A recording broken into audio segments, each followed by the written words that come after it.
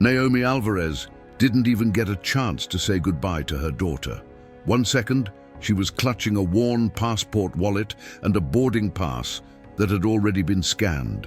The next, an airport security officer had his hand on her arm, twisting her sideways, pulling her away from gate 32, while a woman in a designer coat pointed at her like Naomi was a disease.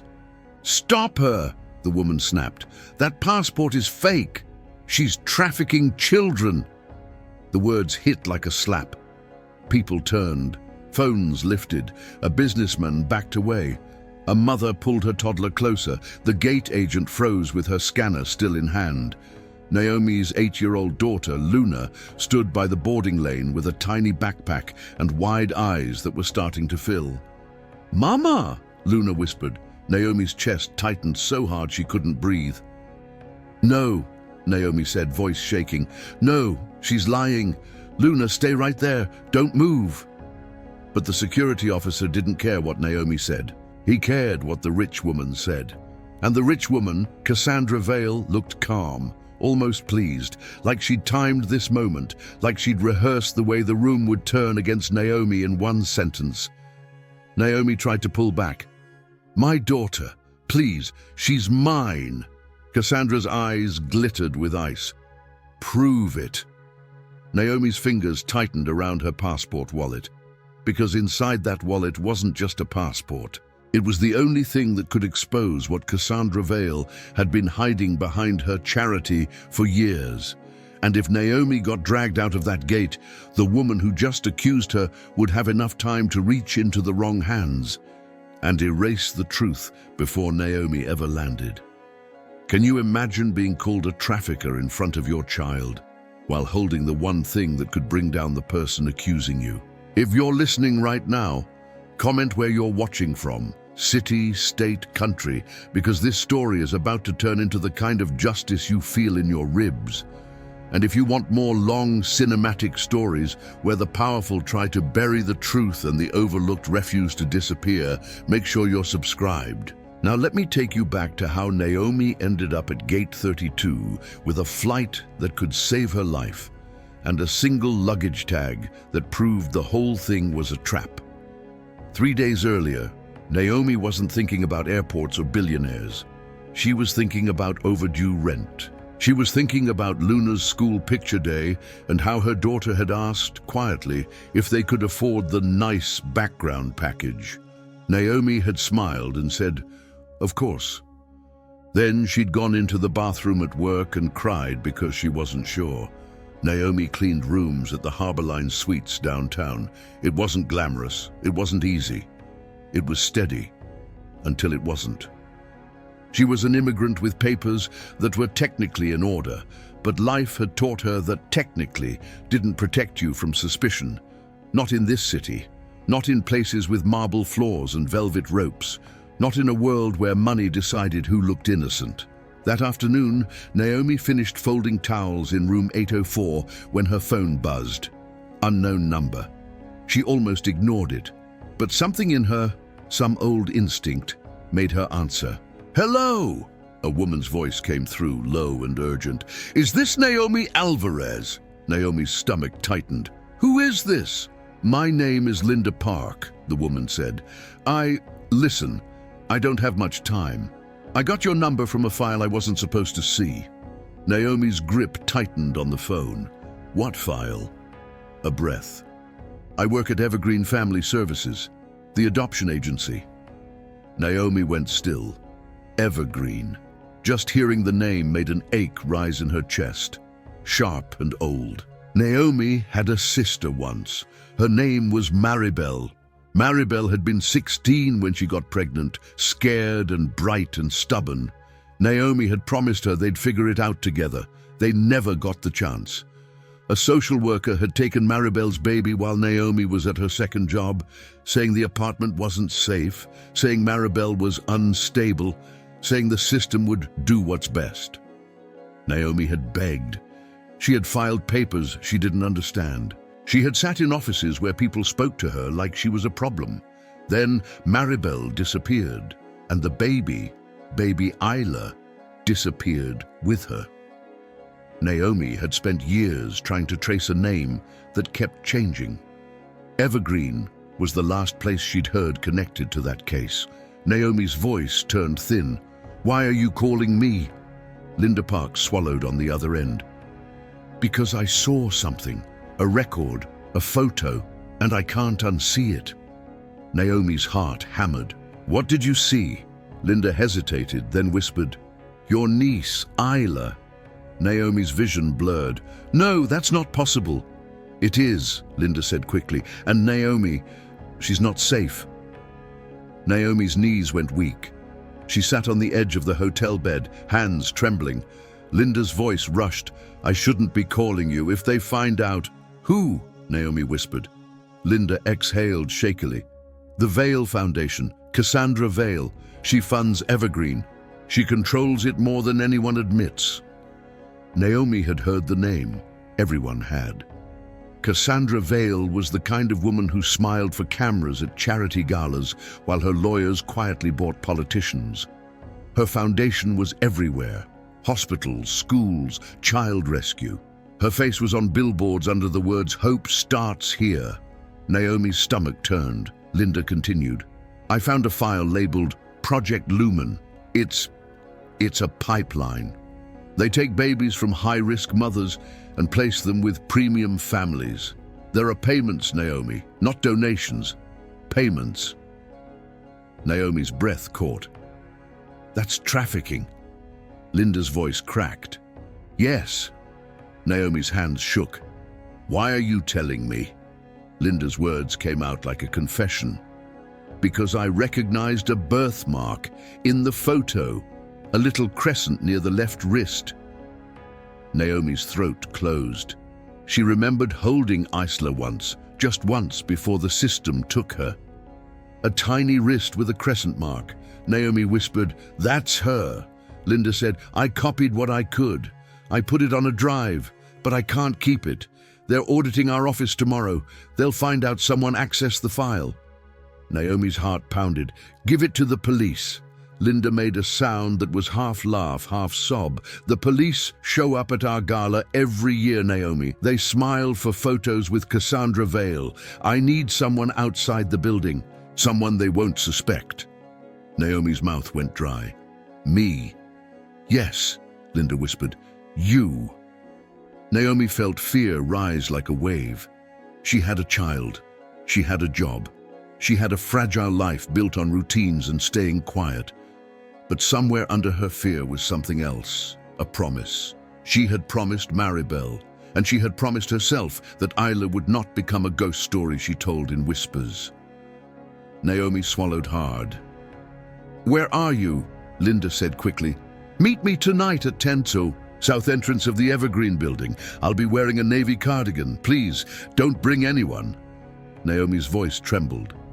"Okay," Linda added, urgent. "And Naomi, if anything goes wrong, don't run." Naomi blinked. "What?" Linda's voice shook. "Stay, don't run. They count on fear making you disappear." Naomi's chest tightened. "Stay, don't run." She repeated it silently like it was a rope. "Okay," Naomi whispered. "Stay, don't run." The call ended. Naomi sat there staring at her phone like it had turned her life into a different shape. She thought about Luna sleeping in their small apartment with her dinosaur lamp on. She thought about Maribel's laugh. She thought about baby Isla's crescent birthmark. And she realized she'd been living in a quiet kind of grief for years, pretending the past was sealed. Now, someone had cracked it open. That night, Naomi told her neighbor, Mrs. Sosa, that she might be late. Mrs. Sosa was the warm kind of old lady who scolded you into eating and loved your kid like she was paid to. She looked at Naomi's face and narrowed her eyes. "Something's wrong." Naomi tried to smile. "Just work." Mrs. Sosa didn't buy it. "You have that look like you're about to do something stupid and brave." Naomi's throat tightened.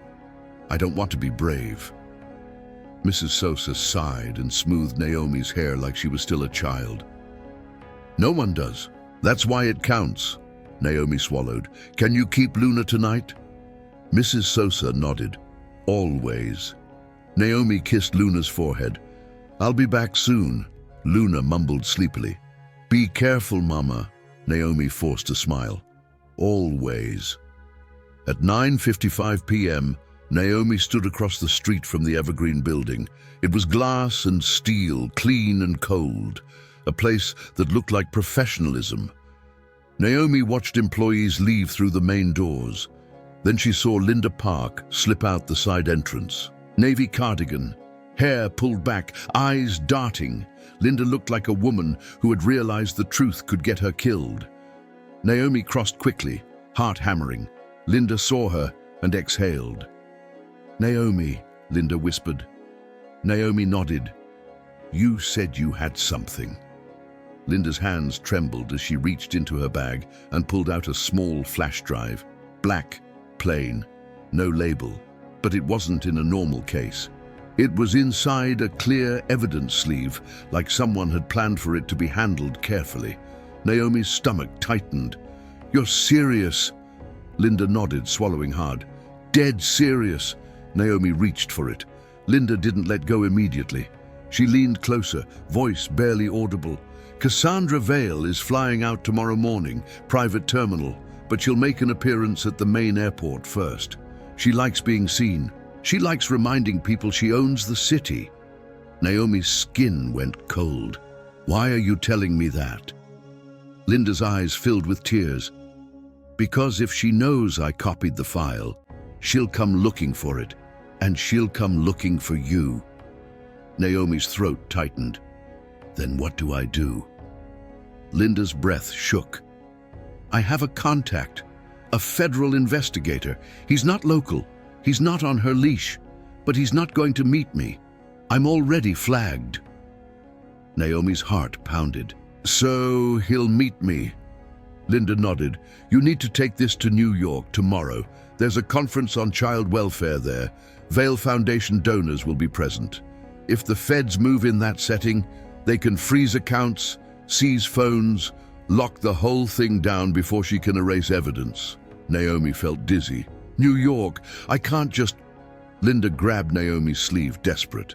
If you don't, they'll bury it again.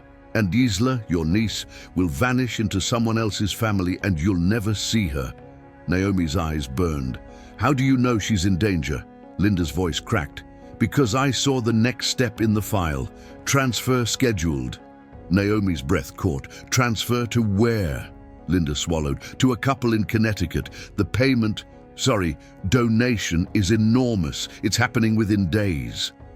Naomi felt something inside her harden. I'll go, Naomi whispered. Linda's shoulders sagged with relief.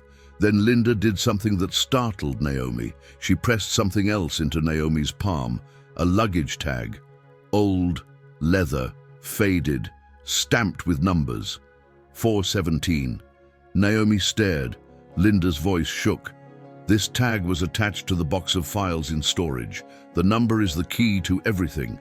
In the airport, if anyone tries to stop you, show this to the right person. Naomi blinked. Who's the right person? Linda hesitated. A man named Mason Reed. He'll be at the airport, gate 32. You'll know him because he'll be carrying a gray backpack with a red zipper pull. That's all I can say. Naomi's pulse spiked. Why would he help me? Linda's eyes held hers. Because he's already been watching Cassandra Vale. He just hasn't had the one thing he needs. Naomi looked down at the flash drive in the evidence sleeve. This, Naomi whispered. Linda nodded. This. Naomi swallowed hard. Why me? Linda's voice softened, haunted. Because Cassandra Vale doesn't see women like you coming. Naomi felt a chill.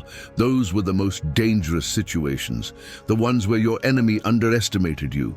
Linda squeezed Naomi's hand. Stay. Don't run. Naomi nodded, whispering it back. Stay. Don't run. Linda stepped back, eyes scanning the street. Then she turned and walked into the night like she wanted to vanish before the city noticed she'd betrayed it. Naomi stood there under the streetlight with a flash drive that could burn down an empire, and an old luggage tag that felt like a clue and a curse. The next morning, Naomi woke before the sun. She packed a small suitcase with Luna's clothes, her own, snacks, chargers. She told Luna they were taking a surprise trip. Luna's eyes lit up. Like an adventure? Naomi forced a smile. Yes, an adventure. Mrs. Sosa raised an eyebrow when she saw the suitcase. You're leaving? Naomi nodded. Just a few days. Work thing. Mrs. Sosa didn't believe that either, but she didn't press. Instead, she handed Naomi a tiny rosary. For your pocket. Naomi's throat tightened. Thank you. Mrs. Sosa leaned in. Stay smart. Naomi nodded. I will. At the airport, the world smelled like coffee and hurry. Naomi held Luna's hand tight. She kept the flash drive in her passport wallet. She kept the luggage tag 417 in her pocket like a secret. She tried to act normal. Normal was safety. They checked in. They passed security. They walked toward gate 32. Naomi's heart pounded the closer they got, because Linda had said Cassandra would make an appearance, and because something about that warning felt like a countdown. Near gate 32, the crowd was thick. Business travelers, families, students. Naomi scanned faces. She spotted a gray backpack with a red zipper pull, a man leaning near a charging station, phone in hand, face calm. He looked mid-30s, plain clothes, no obvious badge, no obvious threat. He could have been anyone. Naomi's pulse spiked. Mason Reed. She started to step toward him, and that's when the air changed. A hush. Not because the gate was boarding, because someone important had arrived. Naomi turned her head and saw Cassandra Vale walking through the concourse as if the airport belonged to her. She wore sunglasses indoors, a tailored coat, 2 assistants. One security man with shoulders like a wall. People recognized her instantly. Phones lifted, whispers rippled. Cassandra smiled as if she fed on it. Naomi's stomach turned. Cassandra's gaze swept the crowd. It landed on Naomi, and Naomi felt it like a hook. For a beat, Cassandra didn't move. Then Cassandra's smile sharpened, and she walked straight toward gate 32, straight toward Naomi. Naomi's body went cold. She tried to pull Luna behind her. Cassandra stopped a few feet away, as if she was inspecting a product. Interesting, Cassandra said softly. Naomi forced her voice steady. Can I help you? Cassandra tilted her head. You're not from here. Naomi's grip tightened on Luna's hand. We're traveling. Cassandra's smile widened. So am I. Naomi's heart hammered. Okay. Cassandra's gaze dropped to Naomi's passport wallet, peeking from her bag. Then Cassandra's eyes lifted again, glittering. Security, Cassandra called, not loud, just certain. I need assistance. Naomi's stomach dropped. A security officer nearby turned. Cassandra pointed at Naomi without blinking. That woman is attempting to board with a fraudulent passport, Cassandra said, and she's trafficking a child. The words detonated. Naomi's breath caught. Luna's hand tightened in Naomi's. Mama? Luna whispered, terrified. Naomi's voice shook. No, that's not true. She's lying. Cassandra's face held a calm that was almost elegant. Prove it, Cassandra said again, and before Naomi could move, the security officer stepped in. Ma'am, he said, reaching for Naomi's arm. That's how Naomi ended up being dragged away from gate 32 while Luna cried her name and strangers stared like Naomi was guilty. That's how Cassandra Vale smiled like she'd just solved a problem. And that's how the flash drive in Naomi's passport wallet suddenly felt like it was burning through the leather. The security officer pulled Naomi toward a glass-walled office near the gates. Naomi twisted, desperate. My daughter, please. She's a child. Don't leave her. The officer didn't look at Luna. We'll handle it. Naomi's panic flared. No, you won't. She can't be alone. Luna stood by the boarding lane, frozen, tears on her cheeks. People watched. Nobody moved. Because nobody wanted to be involved when trafficking was the word in the air. Naomi's chest tightened until she thought she'd pass out. And then, through the noise, Naomi heard a different voice. Stop. Not loud, not dramatic, just final. The security officer paused. Naomi turned her head and saw the man with the grey backpack stepping forward. Mason Reed. He held up a phone like he'd already recorded something. I said stop, Mason repeated, calm as steel. Cassandra's smile faltered for the smallest moment. Who are you? Cassandra asked, too smooth. Mason didn't answer her at first. He looked at Naomi. Are you Naomi Alvarez? He asked. Naomi's throat tightened. Yes. Mason nodded once. Stay. Don't run. Naomi's breath caught, because those were Linda's words. Naomi whispered back, Stay. Don't run. Mason's eyes flicked with recognition. Then he turned to the security officer. I'm Federal Marshal Reed, Mason said quietly, and flashed a badge so fast it barely registered, except it made the officer's face change. The security officer stepped back instantly. Cassandra's smile snapped back into place, brittle. This is ridiculous. I'm Cassandra Vale. Mason nodded once, unimpressed. I know exactly who you are. The crowd leaned in. Phones rose higher. Cassandra's assistant stiffened. Mason stepped closer to Naomi, lowering his voice. Do you have it? He asked. Naomi's hands shook. Yes. Mason's gaze sharpened. Good, because she's trying to keep you off that flight, and I think we're about to find out why. Cassandra's voice rose. You can't interfere. That woman is a criminal.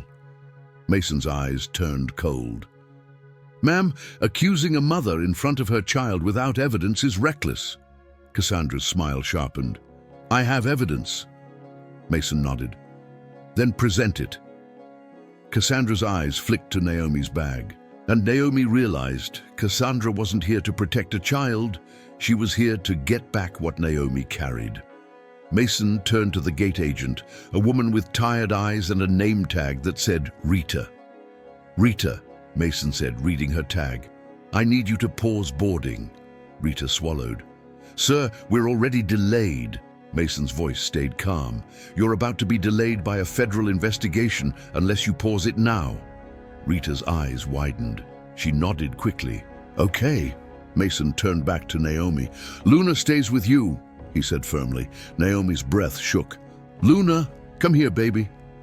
Luna ran to Naomi and hugged her hard, shaking. Naomi held her, whispering, I'm here, I'm here. Cassandra watched the reunion like it annoyed her. Mason's voice was quiet to Naomi. We have minutes. She'll try something else. Naomi swallowed. What do I do? Mason's gaze held hers. You stay. Don't run. Naomi nodded, gripping Luna tighter. That was the first time Naomi understood the mantra wasn't just comfort. It was strategy, because running makes you look guilty. Staying forces the truth to catch up. Mason turned to Cassandra. Miss Vale, you're claiming a fraudulent passport and trafficking. Cassandra lifted her chin. Yes, Mason nodded. Then we'll verify, right now, in front of witnesses. Cassandra's eyes narrowed. I'm not obligated. Mason cut her off. Actually, you are, if you're making the accusation. Cassandra's jaw tightened. Mason looked at Naomi.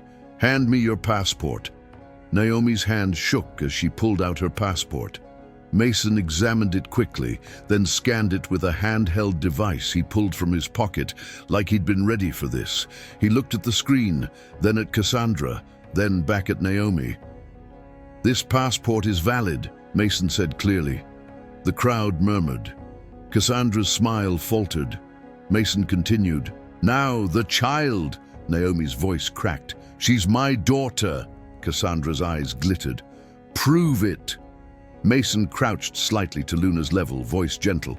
Hey, sweetheart, what's your name? Luna sniffed. Luna. Mason smiled faintly. "And who's that?" he asked, pointing to Naomi. Luna looked like he'd asked if the sky was blue. "My mom." Mason nodded. "Okay. Do you know your mom's birthday?" Luna blinked, then said it, quick and sure. Naomi's throat tightened. Mason stood. "Seems pretty clear," Cassandra's voice snapped. "Children can be coached." Mason's eyes turned cold. "Then you'll have no problem explaining why you singled her out." Cassandra's smile sharpened. "Because I protect children." Mason stared at her, unblinking. "Do you?" And then, because Cassandra Vale didn't get to where she was by losing in public, she changed tactics. She turned to the security supervisor who had arrived, a man with a short haircut and a posture that screamed, "I'm used to being obeyed." "Mark," Cassandra said warmly, "you know me, you know my foundation. I need you to do the right thing." Mark glanced at Mason's badge and hesitated. Cassandra leaned in, voice soft, poisonous. "If this woman boards that flight, children will suffer." Mark swallowed, and Naomi saw the danger. Cassandra wasn't trying to convince Mark with truth. She was trying to buy him with guilt. Mason stepped forward. "Supervisor, do you have evidence?" Mark looked at Cassandra, then back at Mason. "Ms. Vale reported suspicious documentation." Mason nodded. "We verified the passport. It's valid." Mark's brow furrowed. "But..." Mason's voice sharpened slightly. "Then what's the basis to detain her?" Mark hesitated. Cassandra's eyes flashed with frustration. Naomi's pulse hammered. Because this was the moment where power usually won. The moment someone with a badge chose the rich person's version of reality to keep life easy. Mason held Mark's gaze like a dare. Mark's jaw tightened. Then he cleared his throat. "If the passport is valid, we release her." The crowd murmured again. Cassandra's calm facade cracked. Just for a second. And in that crack, Naomi saw it. Fear. Cassandra Vale was afraid of Naomi boarding that flight. Naomi's hands tightened around her passport wallet. Mason leaned toward Naomi. "We need to move, now!" Naomi whispered, "What about her?" Mason's eyes stayed on Cassandra. "She'll follow." Naomi's stomach clenched. "Then she'll stop us again." Mason's voice was low. "Let her try. Every attempt is another piece of evidence." He guided Naomi and Luna toward the boarding lane. Rita scanned Naomi's boarding pass again, hands shaking slightly. As Naomi stepped forward, Cassandra's voice rose behind her. "You can't let her go," Cassandra snapped. "She has stolen property." Naomi froze. Stolen property. That wasn't about the passport, that was about the flash drive. Mason turned, expression flat. "What property?" Cassandra's smile returned, controlled. "A flash drive belonging to Evergreen Family Services, confidential child records." The crowd reacted. Gasps, whispers. "Child records?" Mason's eyes narrowed. "Why would she have it?" Cassandra's gaze slid to Naomi's bag. "Because she's involved." Naomi's chest tightened.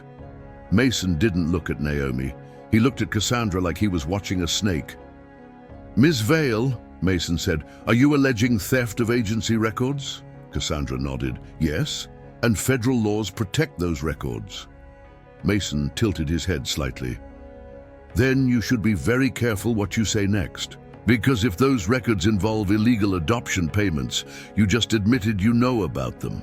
Cassandra's face went still. The crowd leaned in. Naomi's heart hammered. Cassandra's voice turned icy. "You're accusing me." Mason's voice stayed calm. "I'm asking questions." Cassandra's eyes flicked, calculating. Then she smiled like she'd decided to change the battlefield. "Fine," Cassandra said sweetly. "If you want questions, let's ask hers." She pointed at Naomi's wrist. Naomi's breath caught, because Naomi had a small crescent scar near her wrist, an old burn from childhood. Linda had said Isla had a crescent birthmark near her wrist. Cassandra's voice rose, theatrical. Why does she have the same mark as the child in Evergreen's file? Naomi's blood went cold. How did Cassandra know about that? Unless Cassandra had seen the file. Unless Cassandra had been tracking which details Naomi might recognize. The crowd murmured again, hunger rising. Mason's eyes narrowed. Naomi's throat tightened. Cassandra leaned forward, voice sharp. It's a family mark, a genetic tell. She's trying to steal someone's child back. Naomi's knees went weak. Luna clutched Naomi's hand harder. Mama, what is she saying? Naomi's voice cracked. She's lying. Mason stepped closer, voice low to Naomi. What does she know? Naomi whispered, trembling. My niece, Isla, my sister's baby was taken. The mark. Mason's jaw tightened. So she's trying to weaponize your history. Naomi nodded, tears burning. Cassandra smiled like she'd landed a punch. Mason turned to Cassandra. You're familiar with genetic markers? Cassandra's smile stayed polished. I'm familiar with protecting children. Mason's gaze held hers. Then you'll have no issue with federal DNA verification if this becomes a custody matter. Cassandra's smile twitched. Naomi felt it. The billionaire didn't want DNA anywhere near this, because DNA would open the wrong doors. Mason turned to the gate agent. Board them, now! Rita swallowed. Yes, sir. Naomi stepped forward, pulling Luna with her. As she moved, Naomi felt Cassandra's eyes burning into her back. And then Naomi heard Cassandra whisper to one of her assistants, voice low but clear enough to chill Naomi's spine. Call the private terminal. Tell them to delay the marshal. Naomi's stomach dropped. Private terminal. So Cassandra was leaving too. And if she could delay Mason, she could isolate Naomi. The boarding lanes swallowed Naomi and Luna into the plane. Naomi's hands shook as she guided Luna down the aisle. They found their seats, window and middle. Naomi sat, heart pounding, scanning the aisle. Mason boarded last. He sat 2 rows behind them on the opposite side. He looked like an ordinary traveler. But Naomi could feel his attention like a shield. As the plane pushed back, Naomi finally exhaled. Luna leaned against her and whispered, Mama, are we in trouble? Naomi kissed her hair. We're okay. We're going to be okay. Luna's voice shook. That lady was scary. Naomi swallowed. Yes. Luna looked up. Why did she say I wasn't yours? Naomi's throat tightened, because Naomi couldn't tell her the whole truth. Not yet. Not at 8. Naomi forced a calm smile. Because some people are so used to getting what they want that they say anything when they don't. Luna frowned. That's mean. Naomi nodded. It is. Luna's eyes drifted towards sleep, exhaustion taking her. Naomi stared out the window. The city shrank below them, and Naomi realized she was doing something she'd never done. She was stepping into the light on purpose, but she wasn't naive. Cassandra Vale wouldn't stop. Power didn't stop. Power adapted. Halfway through the flight, Naomi felt a tap on her shoulder. She turned. Mason Reed stood in the aisle, quiet. Bathroom break, he said softly. Come with me, 2 minutes. Naomi's stomach clenched. She carefully shifted, leaving Luna asleep, and followed Mason toward the back. They stood near the galley where flight attendants chatted. Mason lowered his voice. I need to see what you have. Naomi's hands shook as she pulled out her passport wallet. She slid the flash drive, still in its evidence sleeve, into Mason's palm. Mason's expression tightened as he examined it. This is clean, he murmured. Not amateur. Naomi swallowed. Linda Park gave it to me. She said it's proof, payments, shell vendors. Mason nodded. I know Linda. She's been on our radar as a possible whistleblower. We didn't know she'd move this fast. Naomi's throat tightened. Is she safe? Mason's mouth tightened. Not if Cassandra realizes Linda's the source. Naomi's stomach turned. Then we have to move quickly. Mason nodded. We will, but there's a complication. Naomi's pulse spiked. What? Mason's eyes held hers. Cassandra's not just a donor. She has people inside the airport authority, inside some local courts, inside child welfare boards. Naomi whispered, so she can rewrite reality. Mason nodded. In some places, yes. Naomi's hands clenched. Then why hasn't she been stopped? Mason's gaze sharpened. Because we've been building, and because we needed one thing we didn't have. Naomi looked at the flash drive. This, she whispered. Mason nodded. This is a fuse.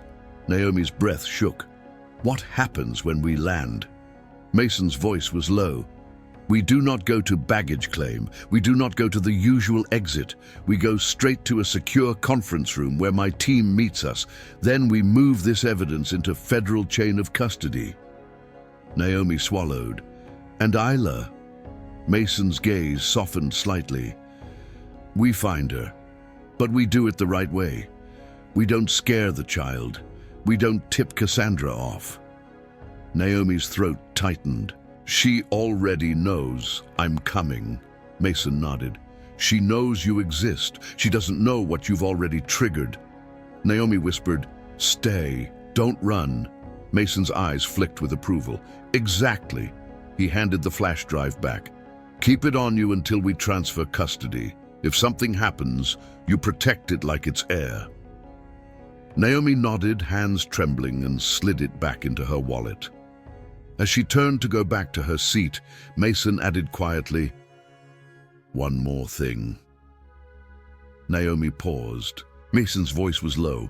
That luggage tag, 417, where did it come from? Naomi swallowed. Linda gave it to me. She said it was attached to a storage box for the files. Mason's jaw tightened. That number has shown up in our case before. A bank box, a locked chain. Something Cassandra's been trying to scrub. Naomi's heart pounded. So it connects beyond the adoption agency. Mason nodded. Bigger than Evergreen. Naomi felt dizzy. Mason looked at her, steady.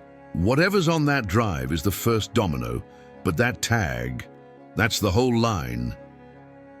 Naomi returned to her seat with her heart pounding like a drum, and she didn't notice the man 2 rows ahead of her, angled toward the window. A man wearing a baseball cap too low. A man who never looked at a phone. A man who glanced in the reflection of the window just once, confirming Naomi's location. Cassandra Vale's people didn't always wear suits. Sometimes they wore invisibility. When they landed in New York, the airport was louder, faster. Naomi held Luna's hand, and Luna clutched her dinosaur plush like it was armor. Mason trailed close behind without looking like he was guarding them. Naomi followed Mason's instructions. No baggage claim, no main exit. But as they approached a corridor marked staff only, Naomi saw movement at the corner of her eye. 2 men in airport security uniforms, not TSA, not standard, private security. One of them touched his earpiece. Mason's posture tightened instantly. He leaned close to Naomi. Don't panic, he murmured. Stay, don't run. Naomi's throat tightened. They're here. Mason nodded once, calm. Yes, keep walking. They turned into the staff corridor. The door clicked behind them. For a moment, the noise of the terminal muffled. Then Naomi heard footsteps, fast, closing. Mason turned his head slightly, eyes scanning, and Naomi saw something that made her blood go cold. A familiar coat at the far end of the corridor. White cashmere, sunglasses, Cassandra Vale. She had arrived before them. Impossible. Unless she never intended to fly commercial, unless she used private routes, private terminals, private doors. Cassandra smiled slowly as she approached, like she'd been waiting for this hallway. Naomi, Cassandra said softly, as if they were old friends. Naomi's hands shook. Mason stepped forward, voice firm. Ms. Vale. Cassandra's gaze flicked to him, contempt disguised as politeness. Marshall Reed, still pretending you can stop the ocean with paperwork. Mason's eyes stayed cold. Step aside. Cassandra laughed quietly. Oh, I will, after I get back what was stolen. Naomi's chest tightened. Luna pressed against Naomi's leg. Mama, I'm scared. Naomi swallowed. Me too, baby. But stay close. Cassandra's eyes dropped to Luna, and for a split second her expression softened, not with kindness, but with calculation. She's adorable, Cassandra said. You're lucky they let you keep her. Naomi's blood boiled. Don't talk about my child. Cassandra's smile sharpened. Then don't talk about mine. Naomi froze. Mine. Mason's posture stiffened. Naomi whispered, What did you just say? Cassandra stepped closer, voice low. You think you're the first woman who wanted to save a child. I built an entire system out of women like you. Naomi's throat tightened. Where is Isla?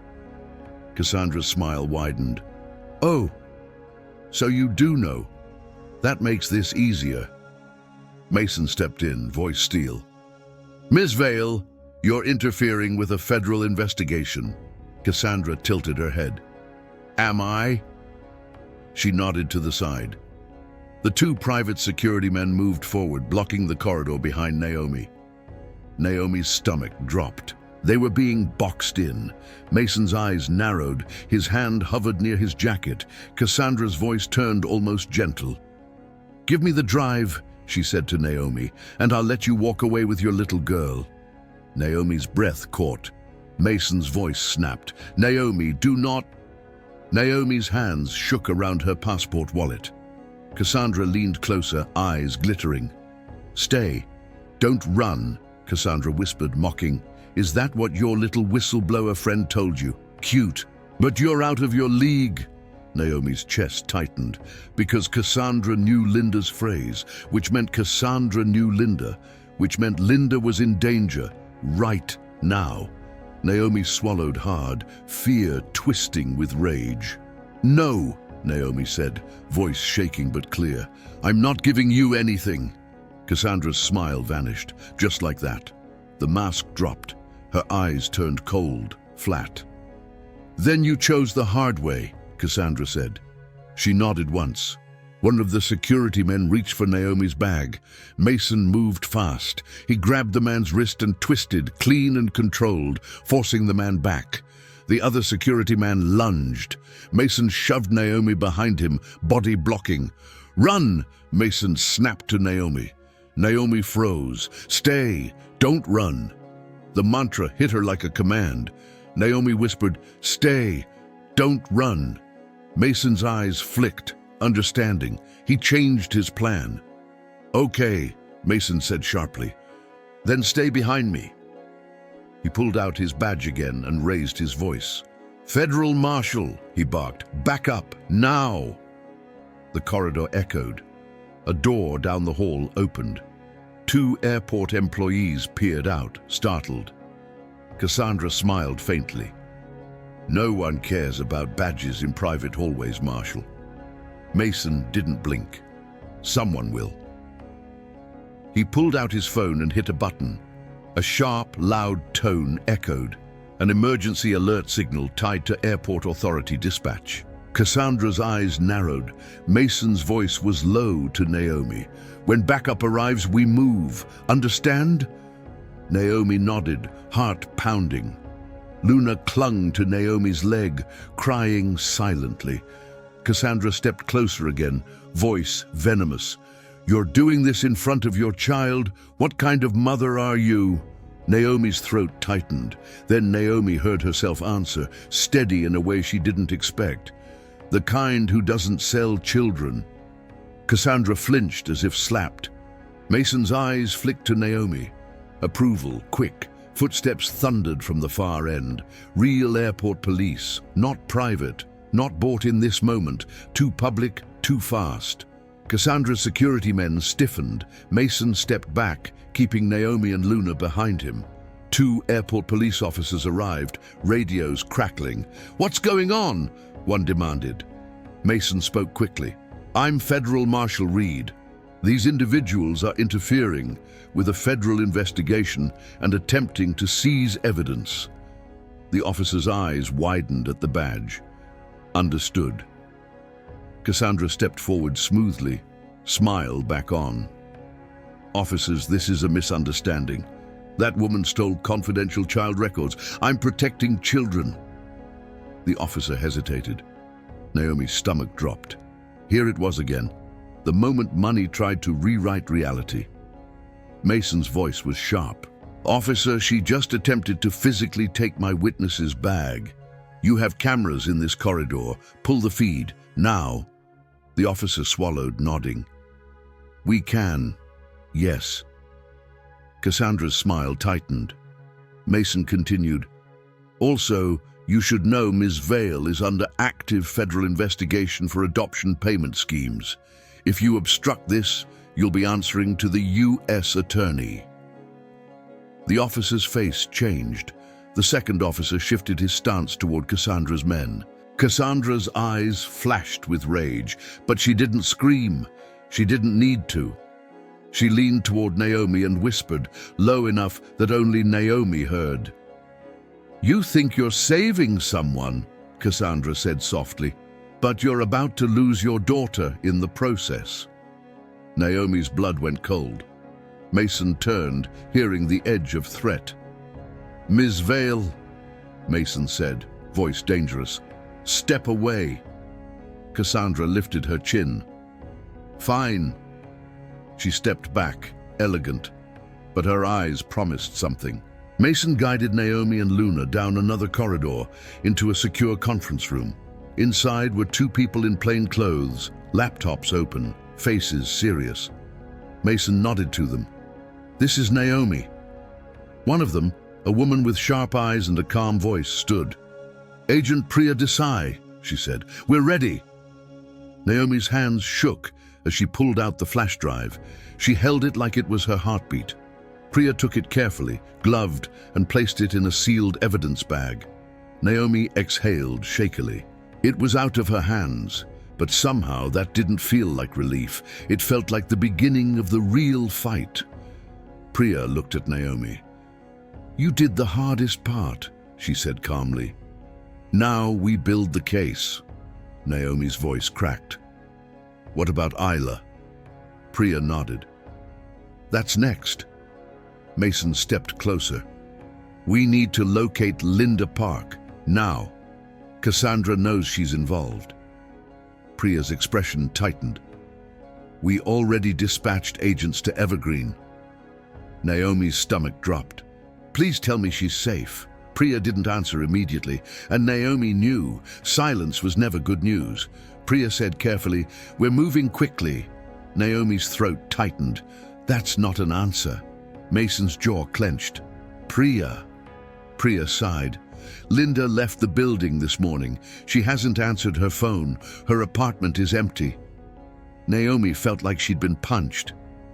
No, Naomi whispered. She helped me. Mason's voice was low. And Cassandra doesn't forgive betrayal. Naomi's hands trembled as she hugged Luna closer. Luna sniffed. Mama, are we going home? Naomi swallowed hard. Soon, baby. Priya looked at Naomi, voice firm but not cruel. Naomi, you need to understand what you stepped into. Cassandra Vale doesn't just fund agencies. She owns people. She owns systems. But she can't own federal evidence once it's sealed. Naomi whispered, So she'll come for me instead. Priya nodded. Which is why we protect you, Mason added quietly, and why you cannot go anywhere alone. Naomi's throat tightened. I just wanted my niece. Mason's gaze softened slightly. And now you might get her, but it will cost Cassandra everything. That night, Naomi and Luna were placed in a secure hotel under federal protection. It didn't feel like safety. It felt like waiting for thunder.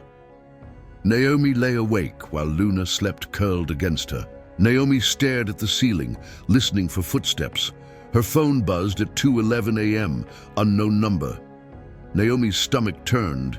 She stared at the screen, fear crawling up her spine. Then she opened it. A text. "You think a badge can save you?" Naomi's blood went cold. Another text arrived.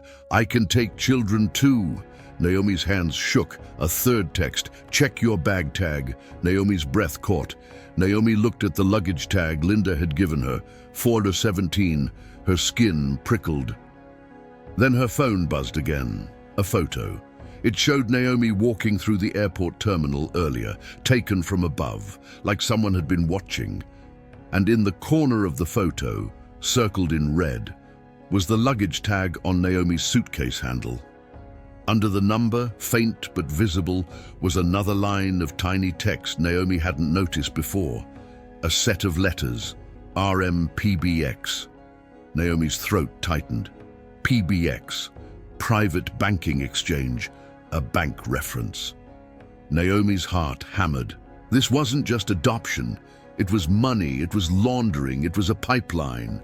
Naomi whispered to herself, shaking, "Stay, don't run." She showed the texts to Mason in the morning. Mason's jaw clenched. "She's escalating." Naomi's voice trembled. "She threatened my daughter." Mason's eyes hardened. "Then we move faster." Priya Desai arrived with coffee and a folder. "We got a hit," she said. Naomi's breath caught. "Isla?" Priya nodded. "We believe Isla is in Connecticut with a couple named Daniel and Meredith Crane." Naomi's hand shook. "They bought her." Priya's voice stayed controlled. "We don't call them buyers in court until we prove intent. They may claim they believed it was legal." Naomi's stomach twisted. "So they get to keep her while we prove it?" Priya's eyes met Naomi's. "No, we're going to intervene carefully." Mason leaned in.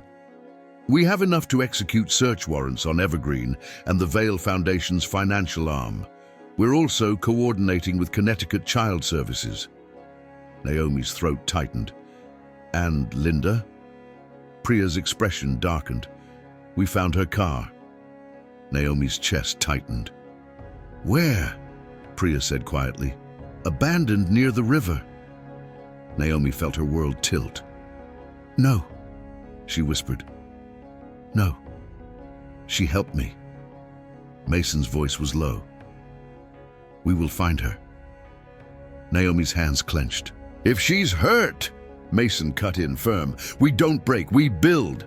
Naomi stared at him, tears burning. "I can't lose another person." Mason's voice softened slightly.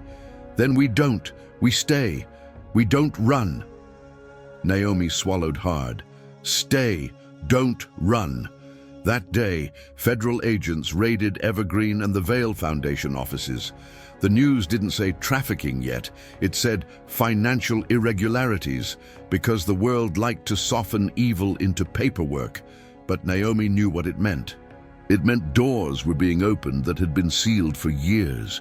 It meant Cassandra Vail was losing control, and people like Cassandra didn't lose quietly. That afternoon, Priya brought Naomi into a small conference room and showed her images pulled from Evergreen servers. Photos of children, files, transfer dates, payments labeled consulting donations. Naomi's stomach turned. Then Priya pulled up one file and turned the screen toward Naomi. Isla M. Transfer scheduled 72 hours. Naomi's breath stopped. There was a photo, a little girl with dark curls, wide eyes, and a small crescent mark near her wrist. Naomi's vision blurred. "That's her," Naomi whispered. Priya nodded. "We're moving today."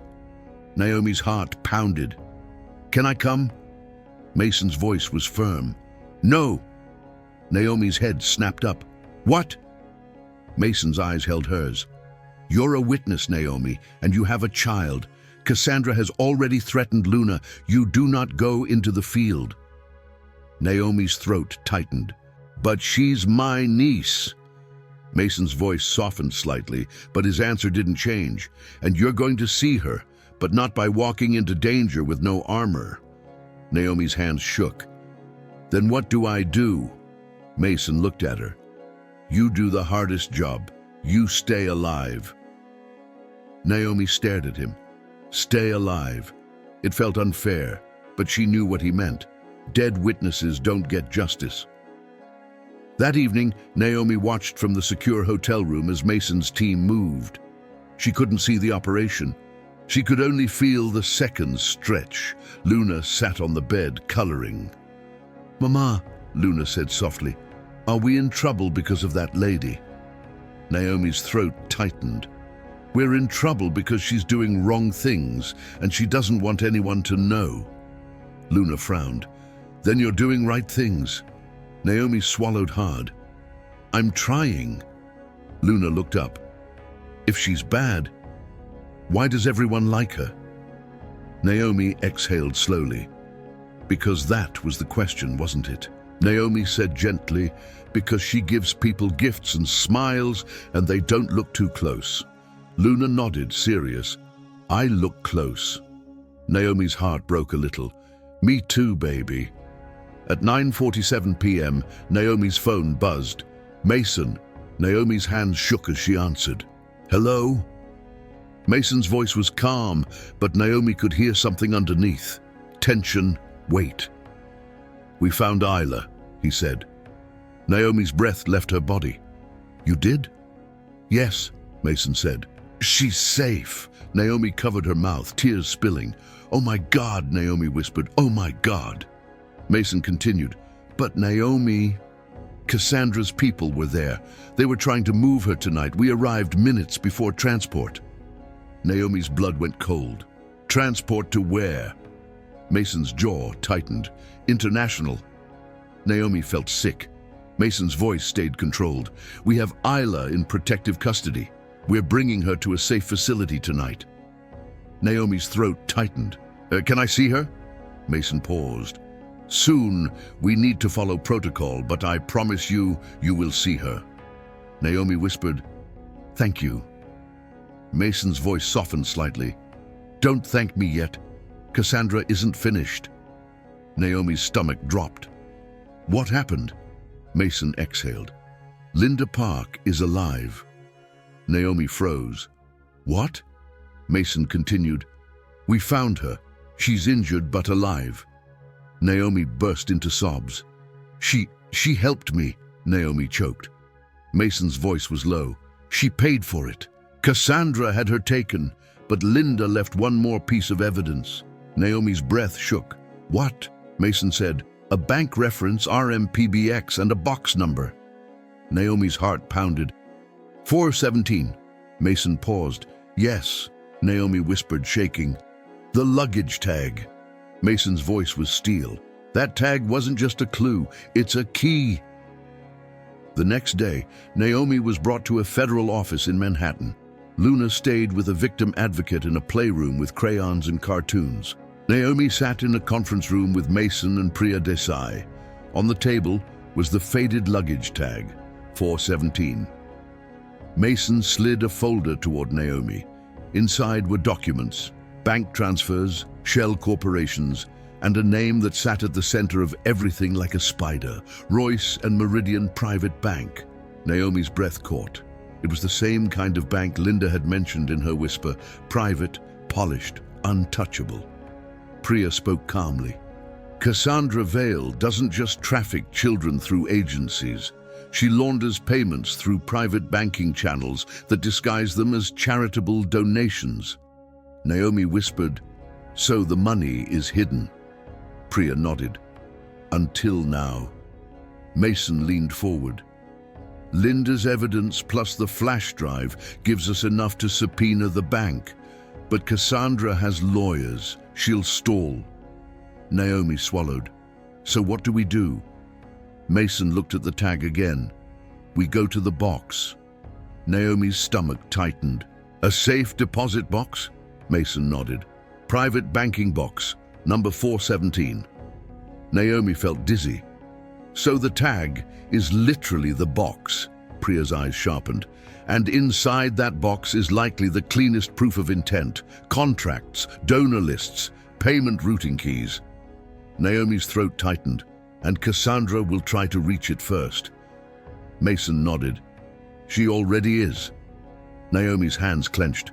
Then we have to open it now. Mason looked at Naomi carefully. There's a reason I need you. Naomi's pulse spiked. Me? Mason nodded once. The box is registered under a trust name connected to your sister, Maribel. Naomi went still. What? Naomi whispered. Priya explained gently. Maribel Alvarez was listed as a temporary guardian in one of the early records. Cassandra's team used her identity to open accounts. Maribel may have been coerced, or she may have signed something she didn't understand. Naomi's vision blurred. Maribel, gone. A ghost, and Cassandra had used her name like a tool.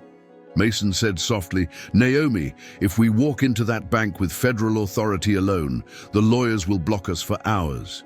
If you, Maribel's next of kin, request access as family, it changes what they can do. Naomi's throat tightened. You want me to walk into a bank full of rich people and ask for a box that might connect to my missing sister? Mason's eyes held hers. Yes. Fear surged, but Naomi remembered the airport gate. She remembered being accused in front of Luna. She remembered Cassandra's smile. Naomi took a slow breath. Stay. Don't run, Naomi whispered. Mason nodded once. Exactly. They flew back to Naomi's home city that night because Cassandra's roots were there, and so was the box. The next morning, Naomi stood outside Royce and Meridian Private Bank with Mason and Priya. The building looked like it had never heard the word no. Marble steps, glass doors, a concierge who smiled like he was paid to ignore pain. Naomi's hands shook around her purse where the luggage tag sat. Mason leaned close. Remember, he murmured. Stay, don't run. Naomi nodded. Stay, don't run. They walked in. The lobby smelled like money. People looked up and then looked away, trained not to notice anything that wasn't polished. A receptionist smiled. Welcome to Royce and Meridian. How may I assist you? Naomi swallowed. I need to access a safe deposit box. The receptionist's eyes flicked to Naomi's clothes, simple, clean, not wealthy. Then her gaze softened into a polite dismissal. Safe deposit services are by appointment, she said. Mason stepped forward, badge hidden for now, voice calm. She has an urgent legal claim, box 417. The receptionist blinked. Naomi's heart pounded. The receptionist hesitated, then said, "One moment." She picked up a phone. Naomi watched her face shift as she listened. Then the receptionist hung up and smiled again, too bright. "Please wait," she said. "Our manager will meet you." Naomi's stomach tightened. A man in a suit approached, smile practiced. "Ms. Alvarez," he said, as if he already knew her name. "I'm Vincent Hale, branch director." Hale. Naomi's pulse spiked. Find Hale, her mother's note had said in a different story of her life, but now Hale meant something else. Vincent's eyes slid to Mason, then to Priya. "You're not clients," Vincent said politely. Mason's smile didn't reach his eyes. "We're here as counsel." Vincent nodded slowly. "Box 417 is under trust restriction." Naomi's chest tightened. "It's connected to my sister." Vincent's expression didn't change. "I'm sorry for your circumstances, but we cannot access restricted assets without court order." Priya leaned in. "We can provide documentation of next of kin status and probable cause." Vincent smiled faintly. "Probable cause is not a key." Naomi's throat tightened, and then, like the universe loved timing, the lobby doors opened. Cassandra Vale walked in, not rushing, not panicked, wearing a black coat this time, like she wanted to look serious. Her eyes landed on Naomi immediately. Her smile bloomed like a bruise. "Naomi," Cassandra said softly, "we meet again." Naomi's blood went cold. Cassandra looked at Vincent. "Is there a problem?" Vincent's posture shifted subtly. Respect, fear, loyalty. Naomi saw it. Cassandra owned this bank too. Mason stepped forward, calm. "Miss Vale," Cassandra's eyes flicked to him. "Marshall Reed, you're persistent." Mason's voice was even. "So are criminals." Cassandra laughed quietly. "That's cute." Then Cassandra turned to Naomi, voice velvet. "You brought your daughter back into this?" Naomi's hands clenched. "Leave Luna out of your mouth," Cassandra smiled. "You're brave when you think someone is protecting you." Naomi's throat tightened. Cassandra's eyes slid to Vincent. "I need access to 417, Cassandra said. Vincent nodded instantly. "Of course." Naomi's heart dropped. Cassandra was going to open the box in front of her, erase something, remove something, and then claim it never existed. Mason's voice snapped. "No!" The word landed hard. Vincent froze. Cassandra's smile twitched. Mason stepped forward, flashing his badge openly now. "Federal Marshal, this bank is under federal subpoena in an active trafficking and financial crimes investigation. No one accesses Box 417 without federal oversight." The lobby went silent. Phones lifted. Whispers started. Cassandra's eyes hardened. Vincent's face went pale. Cassandra's voice was low. "You can't do this in public." Mason's gaze didn't move. "Then you shouldn't have built your empire on public lies." Cassandra's smile sharpened. "You don't have enough." Mason nodded once. "We'll see." Priya stepped forward and presented paperwork to Vincent. Vincent's hands shook slightly as he scanned it. His eyes widened, because paperwork is boring until it becomes a cage. Vincent swallowed. We can comply under protest." Mason nodded. "Good." Cassandra's jaw clenched. Naomi's heart hammered. They walked toward the vault. And as they did, Cassandra leaned in near Naomi's ear and whispered something that made Naomi's blood run cold. "You'll never find your sister," Cassandra whispered, "because she didn't survive the system you're trying to expose." Naomi flinched. Rage surged, grief surged. Naomi wanted to scream, but she didn't. She inhaled slowly. "Stay, don't run." Naomi whispered, "Stay, don't run." Cassandra's smile faltered for the smallest moment. Because Cassandra wanted Naomi to break. Broken people are easier to control. In the vault, the air was cold. Rows of boxes lined the walls. Vincent led them to 417. His hands trembled as he inserted the guard key. Cassandra lifted a client key. Mason's eyes narrowed. "That's your key?" Cassandra smiled coldly. "It's my bank." Vincent hesitated, then inserted Cassandra's key. The mechanism clicked. Vincent pulled the box free and carried it to the table.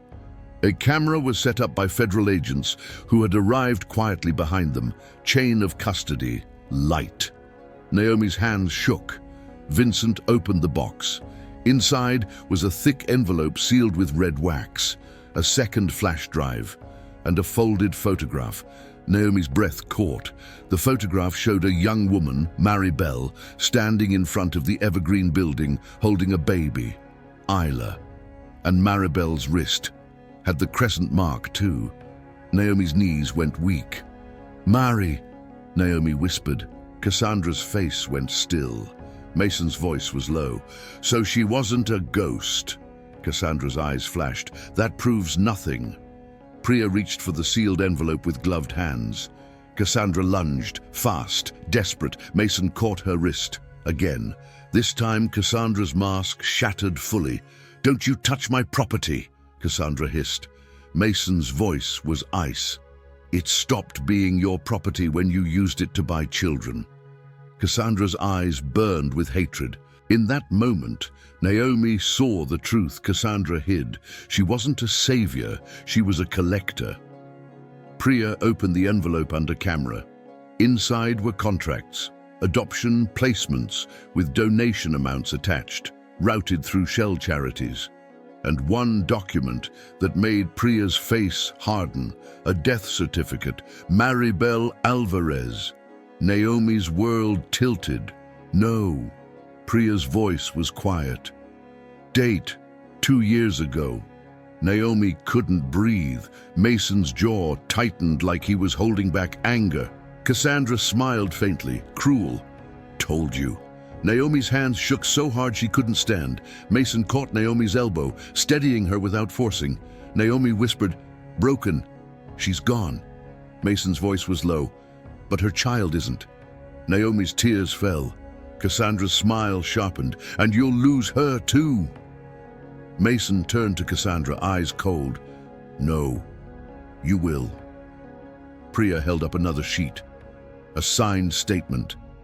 Maribel's signature. But the signature looked wrong, shaky, like someone had held her hand. Priya's voice turned firm. "This is coerced." Cassandra's eyes flashed. "Prove it." Mason nodded. "We will."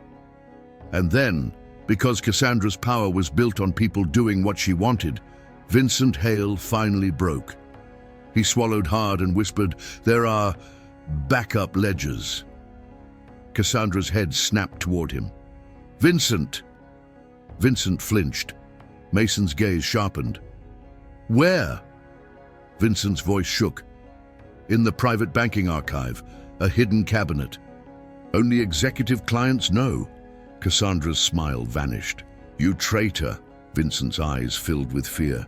"I have a daughter," he whispered. "I can't." Naomi's throat tightened. A man who'd chosen money, choosing fear of losing his child over loyalty to a monster. Redemption, ugly and late, but still a choice. Mason nodded. "Show us." Cassandra's breath came fast, because her empire was collapsing in a vault room with cameras running. They opened the archive cabinet. Inside were ledgers, lists, and the kind of proof that didn't need interpretation. Names, amounts, children's files tied to deposits, a pipeline. Cassandra's knees actually bent slightly, as if she'd been punched by paper. Mason's voice was quiet and final. "Cassandra Vale, you are under arrest." Cassandra laughed, sharp, broken. "For what? For saving children?" Mason's eyes didn't blink. "For stealing them." He turned her wrists. Cuffs clicked. The sound echoed through the vault like a gavel. Naomi stared at Cassandra in cuffs and felt something strange. Not joy, not revenge, a heavy, shaking release, like the air in her chest finally had room. Cassandra's eyes locked on Naomi, hatred pure. "You think this fixes your life?" Cassandra hissed. "You think this brings your sister back?" Naomi's voice shook, but she lifted her chin. "No," Naomi said softly, "but it brings your lie down." Cassandra's smile turned venomous. "You're nothing." Naomi wiped tears with trembling fingers. Then she said the one thing Cassandra couldn't stand. "I stayed," Naomi whispered. "I didn't run." Cassandra's eyes flashed with rage, and then Cassandra was led out. In the weeks that followed, the story exploded, not as whispers, as headlines. Donors panicked, politicians scrambled, Evergreen shut its doors.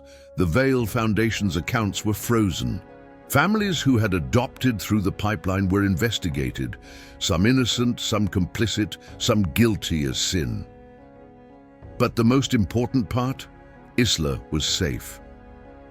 Naomi met her niece in a quiet, supervised room with soft chairs and tissues on the table. Isla was 5 now. She had Maribel's eyes. Naomi's hands shook as she knelt. "Hi," Naomi whispered. Isla stared, uncertain. Naomi swallowed hard. "My name is Naomi. I'm your aunt." Isla blinked, then looked down at her own wrist, touching the crescent mark absent-mindedly. Naomi's throat tightened. Isla whispered, "My wrist looks like yours." Naomi's tears fell. "Yes," Naomi whispered, "it does." Behind Naomi, Luna stood holding her dinosaur plush, watching with wide eyes. Luna whispered, "Mama, she's little." Naomi nodded, voice breaking. "Yes." Isla looked at Luna and then offered a tiny smile. Luna smiled back. 2 children who never should have been part of a system. 2 children who deserved to just be children. Later, Naomi sat outside the federal building with Mason Reed. The air was crisp. Naomi held the faded luggage tag 417 in her hand. It didn't feel like a curse anymore. It felt like a symbol of a door that had finally opened. Naomi's voice was soft. "My sister is gone." Mason nodded. "I'm sorry." Naomi swallowed. "I didn't get to save her." Mason's eyes held hers. "You saved her child, and you ended the pipeline that took her." Naomi's tears fell. Mason's voice softened slightly. "Maribel left marks, not just on a wrist, on paper, on systems. She fought, even when she was trapped." Naomi looked down. "Cassandra used her name." Mason's jaw tightened. "And now Cassandra will answer for it." Naomi breathed shakily. "Linda Park, is she okay?" Mason nodded. "She'll recover, and she'll testify."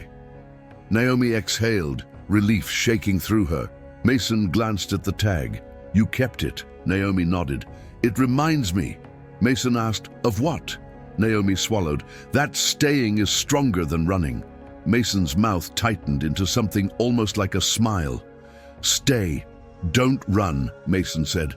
Naomi whispered it back. "Stay, don't run." "And before we end this, I want to ask you, because your answer says everything.